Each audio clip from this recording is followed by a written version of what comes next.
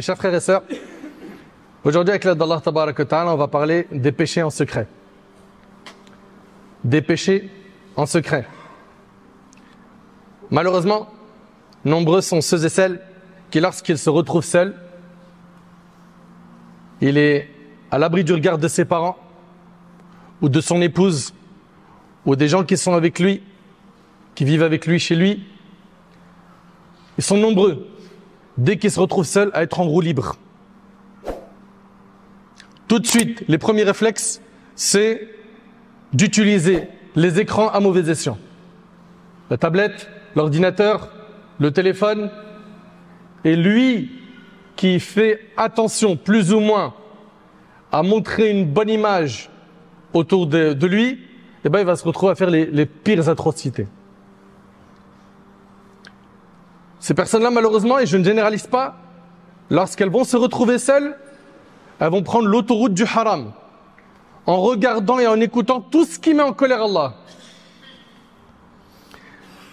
Mes chers frères, mes chères sœurs, ce qui nous manque, c'est d'être conscient qu'Allah Tabarak wa Ta'ala nous surveille.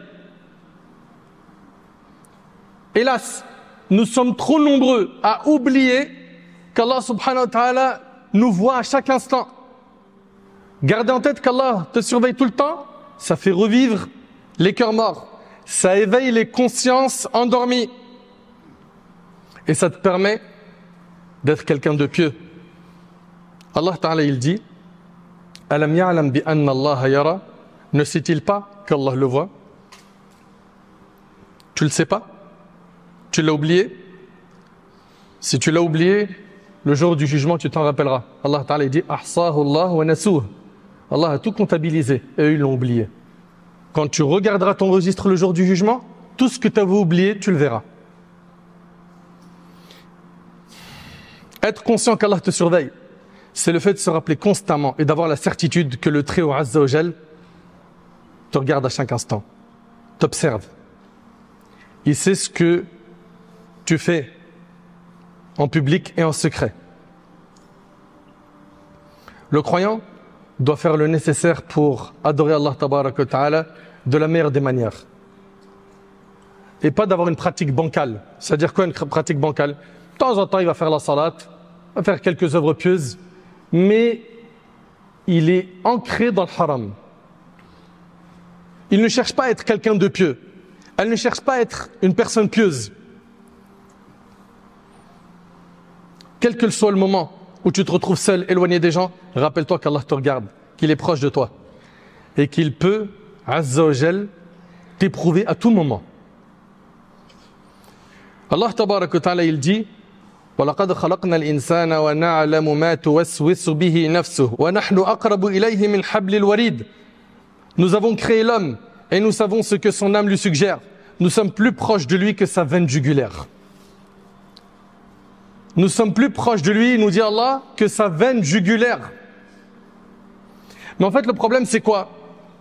C'est que on n'a pas estimé Allah à sa juste valeur. Comme Allah Ta'ala dit: Ma lakum la tarjuna lillahi waqara. Qu'avez-vous à ne pas craindre Allah comme il convient à sa grandeur? Monsieur ou madame va avoir peur au travail quand il va entendre qu'il va avoir une inspection de travail. Même s'il est carré dans son travail, il est pris de panique. Monsieur, quand il va consulter un médecin et que le médecin reste silencieux longtemps, il a peur. Monsieur, qui a sa ceinture de sécurité, qui respecte les limitations de vitesse, il suffit qu'il voit plein de motards sur le périph' ou l'autoroute, il commence à prendre peur. Tu sais avoir peur sur terre, mais avoir peur d'Allah, ça non. Il va avoir peur du regard des gens. Faut pas que les gens me voient dans quelque chose de sombre. Mais tu montres le pire visage à Allah. Mais je comprends pas en fait. T'as des comptes à rendre aux humains, toi, le jour du jugement? Pour les craindre autant? Choquant de voir à quel point on a peur des humains plus que d'Allah. Et bien évidemment, je ne généralise pas. Comment est-ce que tu te comportes quand tu es seul? Loin du regard des gens, derrière les rideaux fermés, portes verrouillées, lumière éteinte, dans cet état de solitude, quel est l'état de ton cœur? Oses-tu commettre les interdits sans craindre le regard d'Allah? Ou est-ce que tu le redoutes en sachant qu'il te voit toujours? Tu fais partie de quelle catégorie de musulmans? Humayd al-Tawil a dit à Sulayman ibn Ali, donne-moi un conseil. Sulayman lui répondit, si tu as désobéi à Allah tout en sachant qu'il te voyait, tu t'es permis une chose grave. Et si tu as pensé qu'il ne te voyait pas, alors tu as sombré dans la mécréance. Allahu Akbar. Puis un homme qui avait motivé une femme pour commettre avec elle la fornication, il lui a dit, là personne ne nous voit, à part les étoiles. Elle lui répondit, mais où est celui qui a créé les étoiles? Par Allah, si Allah subhanahu wa ta'ala ne nous couvrait pas de son voile de miséricorde, nous serions exposés et humiliés. Et on demande à Allah subhanahu wa ta'ala de ne pas dévoiler ce voile qui nous protège. Mohammed ibn Wasi' a dit, si les péchés avaient une odeur, personne ne pourrait s'asseoir à côté de moi à cause de leur puanteur. Subhanallah, ça c'était les gens pieux de l'époque qui disaient ça sur leur personne. Et nous aujourd'hui, on s'éloigne d'Allah, on est loin d'Allah. Et on est très satisfait de notre relation avec Allah. Quand tu parles avec quelqu'un, tu lui dis, t'en es où avec la prière, la religion? Non, alhamdoulilah, je suis quelqu'un de bien, moi je suis pieux. J'ai même eu des gens au téléphone qui m'ont appelé, m'ont dit, salam alaikum, je suis pieux, je suis pieuse, et je voulais te dire. Mais stop, déjà il y a erreur 404. Les compagnons du prophète, ils n'ont jamais dit d'eux-mêmes qu'ils étaient pieux. Ils n'ont pas vanté leur propre pureté. Au contraire, Omar ibn Khattab, il allait voir Hudayfa ibn al-Yaman, il lui dit, regarde si mon nom il n'a pas été cité dans la liste des hypocrites.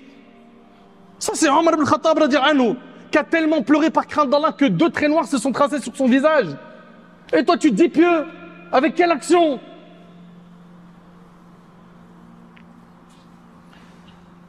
Si l'un de nous pense à la proximité d'Allah, qu'il est proche de nous, qu'il a la connaissance de notre état, qu'il a un pouvoir total sur sa création, il ne désobéirait jamais à son Seigneur. On demanda à Al-Junayd, rahimahullah, par quoi peut-on se préserver du regard interdit? On a plein de gens aujourd'hui qui, quand ils vont se retrouver avec leur smartphone, allez c'est parti. Et jusqu'à ce qu'ils se sont abonnés à des comptes où ils regardent du haram, où ils écoutent du haram. Leurs yeux sont habitués à ce haram. Ils y trouvent un plaisir. Eh bien écoute bien, on a demandé à Al-Junayd, par quoi peut-on se préserver du regard interdit? Il répondit, en sachant que le regard d'Allah sur toi précède ton propre regard sur ce que tu observes. Garde en tête mon frère, garde en tête ma soeur, que quand tu es en train de regarder quelque chose de haram, ou d'écouter quelque chose de haram, faire quelque chose de haram, ce que tu es en train de regarder là, pendant que tu le regardes, sache qu'Allah subhanahu wa ta'ala à ce moment-là il te voit. T'as pas honte? Ça te fait rien? Et si tu meurs dans cet état, le prophète n'a-t-il pas dit qu'on serait ressuscité de la même manière dont on est mort? T'aimerais être ressuscité en train de regarder de la pornographie devant ton Seigneur? C'est ça que t'aimerais?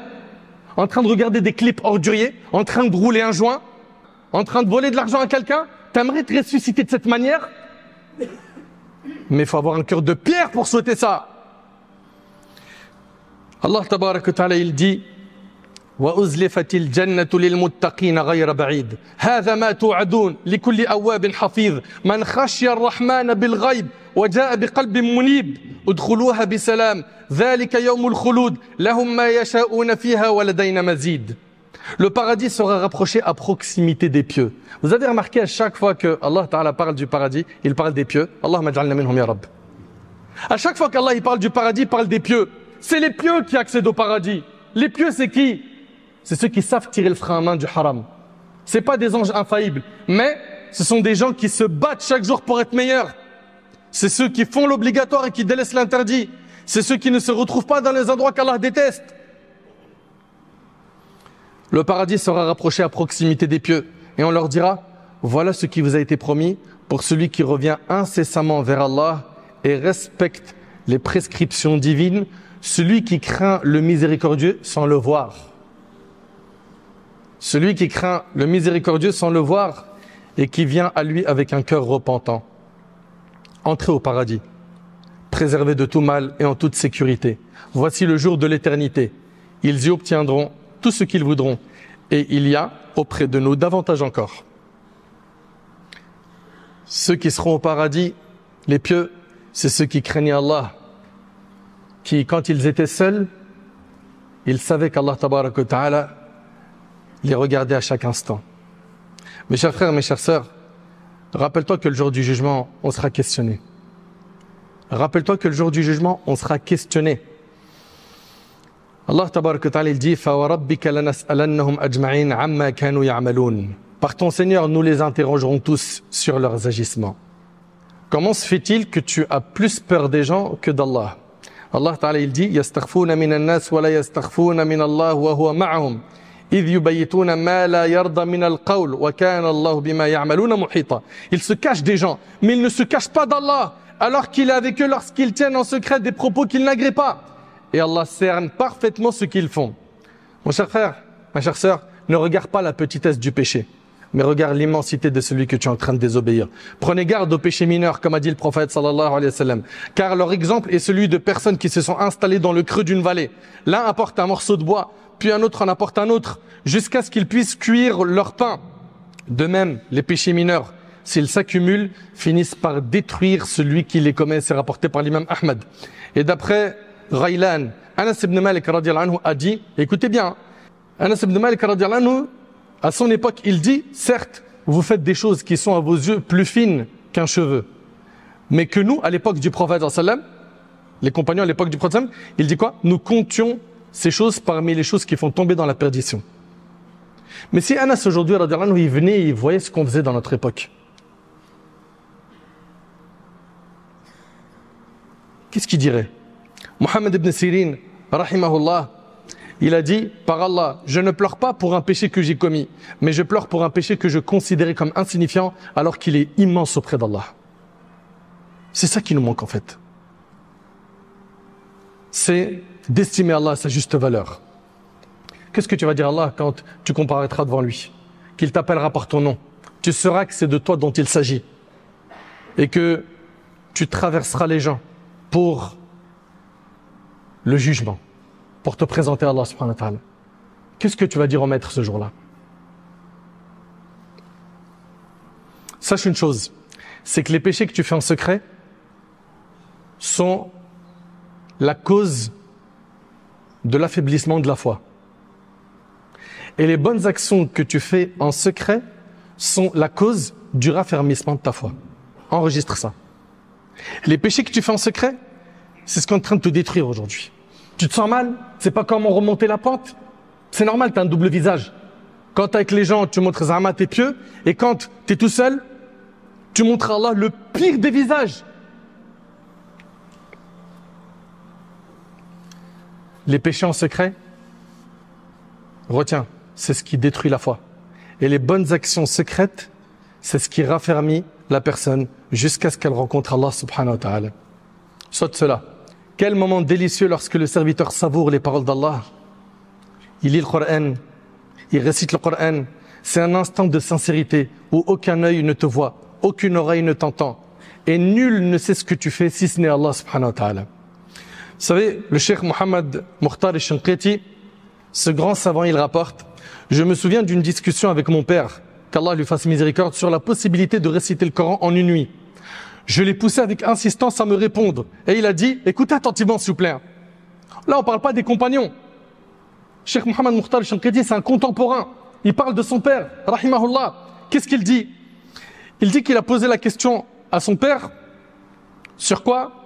Sur la possibilité de réciter le Coran en une nuit.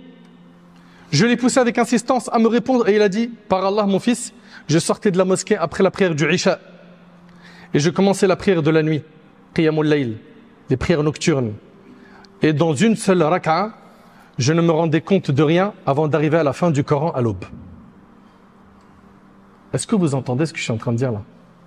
En une raka'a, il a lu 600 pages du Coran. Pourquoi? Il était tellement absorbé par la beauté du Coran.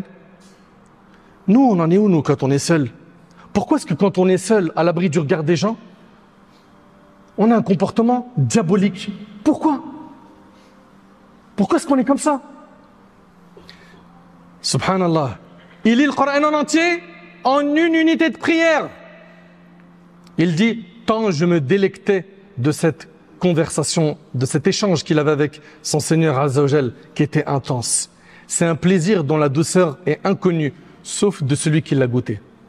Mais vous remarquerez une chose, quand on est seul, malheureusement, illa man rahimallah, sauf ceux à qui Allah a fait miséricorde, et je ne généralise pas, on a plus tendance à aller vers le mal que vers les bonnes actions.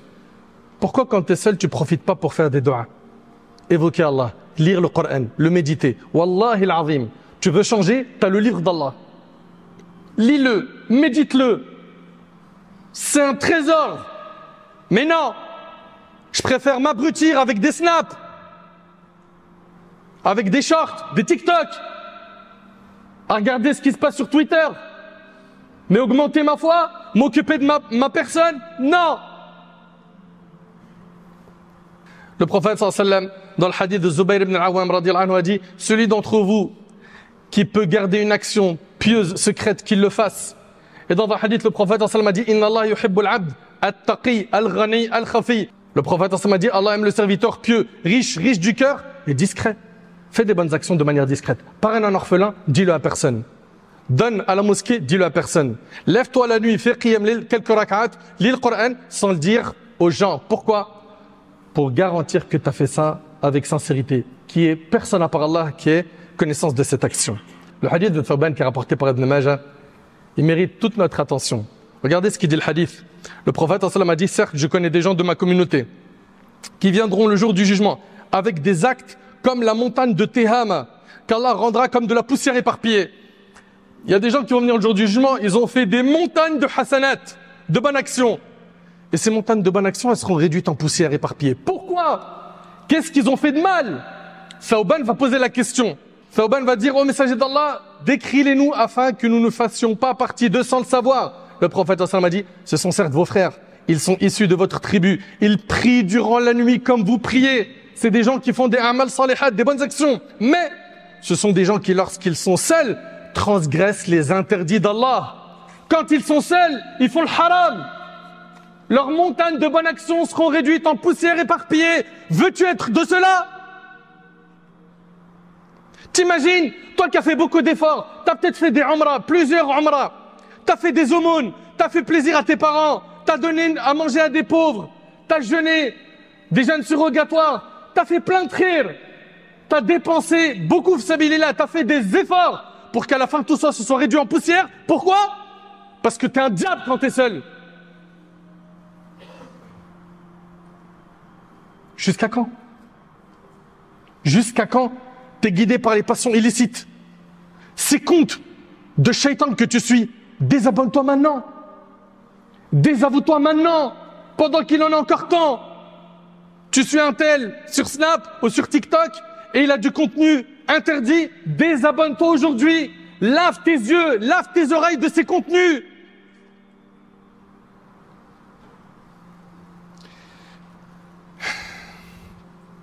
Les péchés commis en secret sont une cause de privation des actes d'obéissance. Ils sont là, ils te disent: frère, j'aimerais bien faire la prière, j'arrive pas. J'aimerais bien faire des bonnes actions, je me sens bridé. Ouais, tu l'es par tes péchés. Tes péchés t'empêchent de faire le bien. Écoute attentivement. Un homme a dit à Al-Hassan al-Basri, rahimahullah: oh Abu Saïd, je vais me coucher en bonne santé.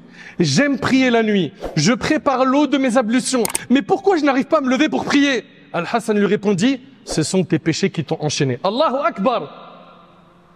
C'est tes péchés qui t'ont enchaîné. C'est à cause de ça que tu n'arrives pas à te lever et prier. Oui, n'en sois pas surpris. Sufyan al-Thawri rahimallah a également dit: j'ai été privé de prière nocturne à cause d'un péché que j'ai commis. Il voulait faire qiyamul layl. Il a été privé à cause d'un péché qu'il a commis. Quand est-ce que tu vas revenir vers Allah subhanahu wa ta'ala?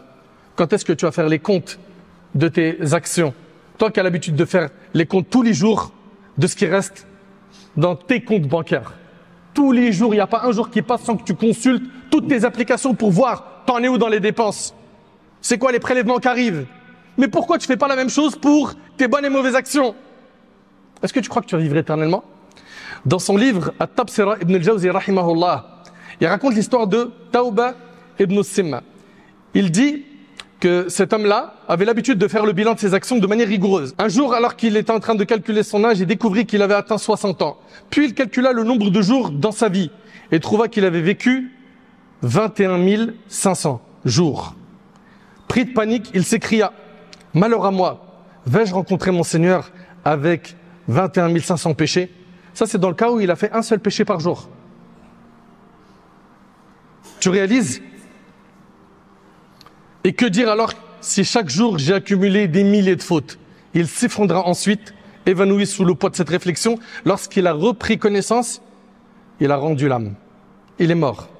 Ceux qui étaient présents entendirent alors une voix dire « Quelle course rapide vers les plus hauts degrés du paradis Al-Firdaus !» Reviens vers Allah. Et en revenant vers Allah, Allah te facilitera la voie de la piété. Je sais que dans ta tête, tu te dis, revenir à la religion, j'aimerais, mais c'est trop dur. Non, Wallah, c'est pas dur. Et là, c'est une touche d'espoir. Et mes chers frères, mes chères sœurs, Wallah, je vous parle avec beaucoup d'amour. C'est jouable, c'est pas difficile. Surtout vous les jeunes qui pensez que c'est impossible à votre âge d'être quelqu'un de sérieux. Non, c'est possible. Si autour de vous, tout le monde prend le mauvais chemin, vous nagez à contre-courant. Et soyez des leaders dans le bien. Montrez la bonne voie aux gens. Soyez forts. Ne vous laissez pas influencer dans le mal. Allah tabarak wa ta'ala, il dit, je suis à l'égard de mon serviteur selon ce qu'il pense de moi. Et je suis avec lui là où il m'évoque. Allah se réjouit plus du repentir de son serviteur que l'un d'entre vous retrouvant sa monture égarée dans le désert. Celui qui s'approche de moi d'un empan, je m'approche de lui d'une coudée. Et celui qui s'approche de moi d'une coudée, je m'approche de lui d'une brasse. Et celui qui se dirige vers moi en marchant, je m'approche de lui avec empressement. C'est-à-dire quoi? Tu fais un pas vers Allah, Allah t'ouvrira plusieurs portes qui mènent à lui. Il va te faciliter la voie du repentir. Allah tabarak wa ta'ala, il dit إِلَّا مَنْ تَابَ وَآمَنَ وَعَمِلَ عَمَلًا صَالِحًا فَأُولَٰئِكَ يُبَدِّلُ اللَّهُ سَيِّئَاتِهِمْ حَسَنَاتٍ وَكَانَ اللَّهُ غَفُورًا رَحِيمًا. Sauf ceux qui se repentent. Regarde si tu te repens ce qui va t'arriver. Écoute bien. Sauf ceux qui se repentent, croient et accomplissent des œuvres pieuses, ceux-là, ceux qui se sont repentis, qui ont fait des bonnes actions, Allah il dit, ceux-là, Allah changera leurs mauvaises actions en bonnes. Tu te repens sincèrement, Allah il changera tes mauvaises actions en bonnes. Tu m'entends? Tu te repens sincèrement, Allah il change tes mauvaises actions en bonnes. Et pour finir, écoute ce hadith. Le prophète sallam a dit, le diable a dit, regardez le diable, il a dit quoi Allah? Je le jure par ta puissance, ô Seigneur, je ne cesserai d'égarer tes serviteurs tant que leurs âmes sont dans leur corps. Et le Seigneur a répondu, je le jure par ma puissance et ma majesté, je ne cesserai de leur pardonner tant qu'ils me demanderont pardon. Et le hadith est rapporté par l'imam Ahmed. Tant que tu demanderas pardon de manière sincère, Allah il te pardonnera. Ne te soucie pas du nombre de tes péchés. Ne te dis surtout pas, moi j'en ai trop fait, c'est impossible qu'Allah me pardonne. Ne pense pas que tes péchés sont plus grands que la miséricorde d'Allah. Ne pense pas ça. Mais par contre, il faut que tu cesses immédiatement les péchés que tu fais en secret. Et honte de désobéir à Allah en secret, tout en sachant qu'il te voit à chaque instant. Et si tu oublies ces péchés-là, sache que le jour du jugement, on te les rappellera. Tu auras ton livre. Allah subhanahu wa ta'ala dit, le jour où l'homme se rappellera. Mais à quoi lui servira de se rappeler ce jour-là? Ça sera trop tard. Tu es encore en vie, œuvre, repens-toi, vis comme un bon musulman pieux et demande à Allah qu'il te donne la force et qu'il t'assiste dans ce sens et il te facilitera. Qu'Allah tabarak wa ta'ala nous pardonne nos manquements, qu'Allah subhanahu wa ta'ala fasse de nous des pieux, qu'Allah azza wa jalla nous accorde une bonne fin